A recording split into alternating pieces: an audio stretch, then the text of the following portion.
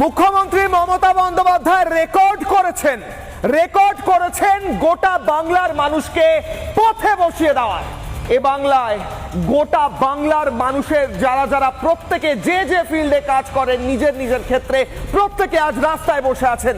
ডাক্তারদের রাস্তায় বসিয়েছেন, চাকরি প্রার্থীদের রাস্তায় বসিয়েছেন, সরকারি কর্মচারীদের রাস্তায় বসিয়েছেন, নার্সদের রাস্তায় বসিয়েছেন। আশা